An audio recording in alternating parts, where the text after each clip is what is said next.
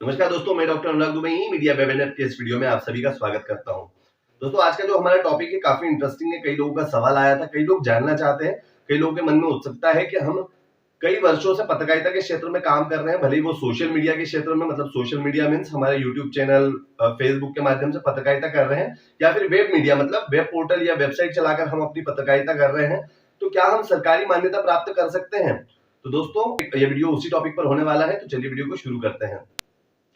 दोस्तों, अगर आप सोशल मीडिया यूज कर रहे हैं, मतलब अगर आप अपने फेसबुक, इंस्टाग्राम या फिर यूट्यूब के माध्यम से पत्रकारिता कर रहे हैं, या फिर आप वेब मीडिया मतलब आप अपने वेब पोर्टल, वेबसाइट के माध्यम से पत्रकारिता कर रहे हैं और आपको पत्रकारिता करते हुए कई वर्ष हो चुके हैं और आप चाहते हैं हम सरकारी मान्यता प्राप्त पत्रकार बन जाएं, जिन्हें कहते हैं अधिमान्य पत्रकार भी कहा जाता है, तो आप वो बनना चाहते हैं, तो उसके लिए क्या प्रक्रिया रहती है वो आपको बताना चाहूंगा। सबसे पहले तो आप अगर क्षेत्रीय स्तर पे देखें, क्योंकि अधिमान्यता जो होती है वो अलग अलग स्तर पे मिलती है। वो मिलती है जिला स्तर पे, वो मिलती है प्रदेश स्तर पे या राष्ट्रीय स्तर पे। तो अगर आप इस तरह की मान्यता प्राप्त पत्रकार बनना चाहते हैं, तो उसके लिए सर्वप्रथम आप अपने क्षेत्र के जनसंपर्क विभाग के पोर्टल के ऊपर जाइए। गूगल पे सर्च करेंगे, आपका जो भी क्षेत्र लगता है, मतलब आपका जो भी प्रदेश है, जैसे मध्य प्रदेश का जनसंपर्क विभाग का पोर्टल अलग है, उत्तर प्रदेश का अलग है, जैसे आप अपने क्षेत्र के जनसंपर्क विभाग पर जाएं और वहां पर रजिस्ट्रेशन की, अधिमान्यता में रजिस्ट्रेशन के लिए क्या प्रक्रिया है, वहां पर जाकर पूरी डिटेल में पढ़े। वहां पर आपको पूरी आपके क्षेत्र में क्या प्रावधान है, क्या क्राइटेरियाज है, वो आपको वहां पर उस पोर्टल पर जानने को मिलेंगे। अगर आप खुद भी जानना चाहें तो आप गूगल पे सर्च करके कि आपके क्षेत्र का, मतलब आपके प्रदेश का जनसंपर्क विभाग कहाँ है, आप वहां पर जाकर भी जानकारी ले सकते हैं। हर क्षेत्र के अलग अलग जनसंपर्क विभागों का अलग अलग क्राइटेरिया होता है। उस क्राइटेरिया में जाकर आप उसके लिए इलिजिबल हैं या नहीं, तो आप उन चीजों को, जो इलिजिबिलिटी होती है उसके बारे में भी कुछ जानकारी आपको दूंगा। आपका पोर्टल कितने वर्षों से चल रहा है, मिनिमम क्राइटेरिया जो होता है वो 3 से लेकर 5 वर्ष हो सकता है। मतलब आपको मिनिमम 3 वर्ष से लेकर 5 वर्ष तक उस पत्रकारिता, जिस भी पर्टिकुलर आप पोर्टल को लेकर या चैनल को लेकर कार्य कर रहे हैं, उसमें इतने वर्ष हो चुके हैं, तब आप, अब सिर्फ कहने से काम नहीं चलेगा, आपको उसका प्रूफ भी देना पड़ता है। तो जैसे अगर यूट्यूब चैनल चला रहे हैं तो उसका प्रूफ आपका हो जाता है कि आप अबाउट में जब जाते हैं, आपका चैनल कब क्रिएट हुआ था, उसमें पुराने वीडियोस जो न्यूज के हैं वो कितने पुराने डले हुए हैं, 3 से 5 वर्ष पुराने होना चाहिए सारे।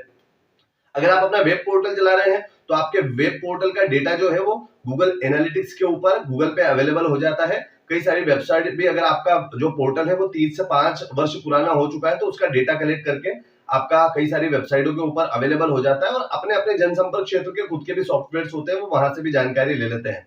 तो यहाँ पर आपको ये बताना चाहूंगा कि विशेषकर अगर आप वेब पोर्टल के लिए अधिमान्यता चाहते हैं, तो आपका पोर्टल जो है कम से कम 3 से 5 वर्ष पुराना होना चाहिए और आने वाले 3 से 5 वर्षों तक का उसका डोमेन जो है वो रजिस्टर्ड होना चाहिए।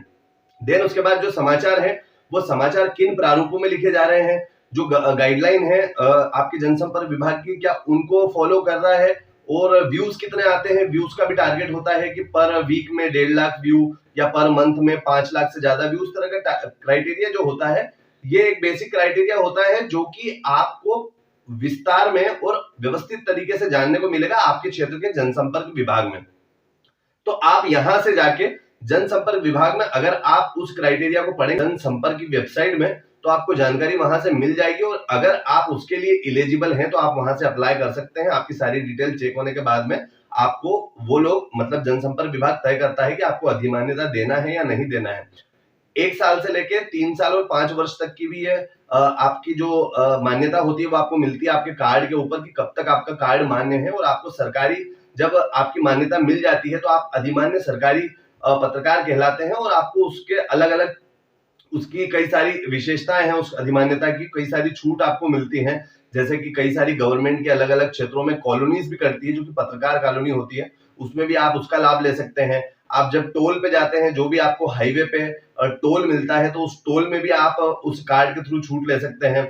आप रेलवे टिकट में, मेडिकल में और कई सारी जगहों पे, और जैसे रेस्ट हाउस होते हैं, गेस्ट हाउस होते हैं, उन सभी में अपने इस सरकारी अधिमान्यता कार्ड के सहारे कई सारी छूट ले सकते हैं। परंतु बात वही आ जाती है कि पहले आपको अपने जो जनसंपर्क विभाग का क्षेत्र है उसका क्राइटेरिया चेक करना होगा। अगर आप एलिजिबल होते हैं तो बिल्कुल अप्लाई कर सकते हैं और आपको अधिमान्यता दी जाएगी उन जनसंपर्क विभाग के द्वारा।